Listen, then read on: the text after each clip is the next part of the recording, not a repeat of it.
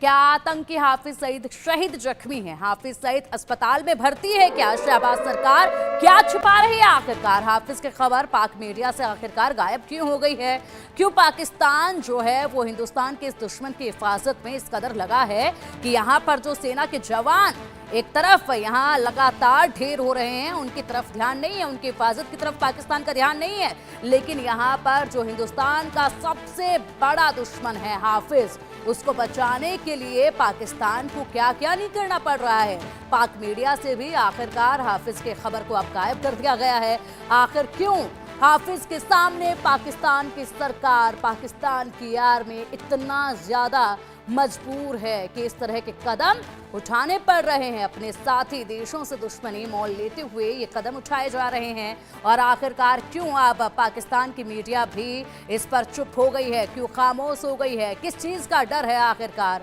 और क्या ऐसी बड़ी वजह है जिसके चलते पाकिस्तान हाफिज को बचा रहा है? क्यों आखिरकार सुरक्षा को बढ़ा दिया गया है?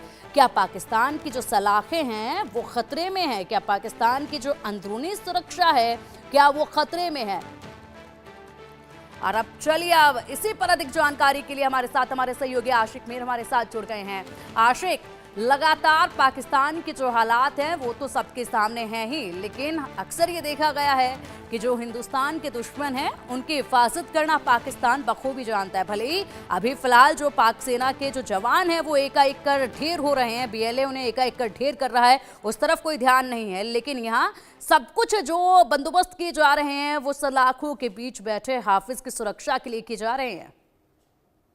देखिए पिंकी, बिल्कुल ये कहना गलत नहीं होगा, जितनी ही आतंकी संगठन है वो उस समय पाकिस्तान में ही ऑपरेट हो रहे हैं। चाहे हम लश्कर तैयबा की बात करें या जैश ए मोहम्मद या हिजबुल मुजाहिदीन की बात करें, तमाम तरह आतंकी संगठन जो है वो पाकिस्तान में ही पाले जाते हैं। और इसी तरह हाफिज सईद पर अगरचे कानूनी तौर पर उन्हें सजा सुनाई गई, लेकिन उसके बावजूद वो पाकिस्तान की सड़कों पर खुले तौर पर घूम फिर रहे हैं। और कुछ दिन पहले ये खबर आई कि वो पीओके में एक मीटिंग में भी शामिल रहे, जिसके बाद ये खबरें आई कि वो लगातार पाकिस्तान भर में जो है घूम फिर रहे हैं आसानी से। हालांकि अमेरिका को दिखाने के लिए, पूरी दुनिया को दिखाने के लिए ये कहा जा रहा है कि हाफिज सईद जेल में बंद है, लेकिन ऐसा बिल्कुल भी नहीं है, क्योंकि जिस हिसाब से कुछ दिन पहले उनके ही करीबी साथी कताल की मौत वाक़ा हो गई, उसको किस तरह से वहां पर मारा गया, यानी इस तरह की खबरें जो है वायरल हो रही है। दूसरी तरफ अगर देखा जाए कि पाकिस्तानी सेना हर एक तरफ से घिरी हुई है, चाहे हम खैबर पख्तूनख्वा की बात करें या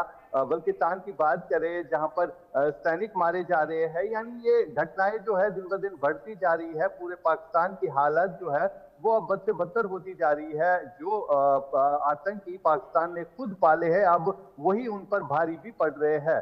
हालांकि हमने देखा जिस हिसाब से बल्किस्तान में ट्रेन हाईजैक हुई और उसके बाद उस ट्रेन में कई सारे पाकिस्तानी सैनिक भी मारे गए, साथ साथ आम नागरिकों की भी मौत वाक़ा हो गई। और इसी तरह कहीं ना कहीं अब जिस हिसाब से हाफिज सईद के बारे में खबरें आ रही है कि हाफिज सईद जो है कताल के साथ थे या नहीं थे, लेकिन फिलहाल जिस हिसाब से पाकिस्तानी मीडिया ने भी कुछ दिन पहले खबर चलाई थी कि हाफिज सईद भी जख्मी हुआ है, लेकिन उसकी कोई खबर जो है अभी तक सामने नहीं आई है। लेकिन कताल जो कि बिल्कुल आशिक, और ऐसे में देखिए मीडिया भी अब जो पाकिस्तान का है वो भी बिल्कुल खामोश हो चुके हैं इस मुद्दे पर।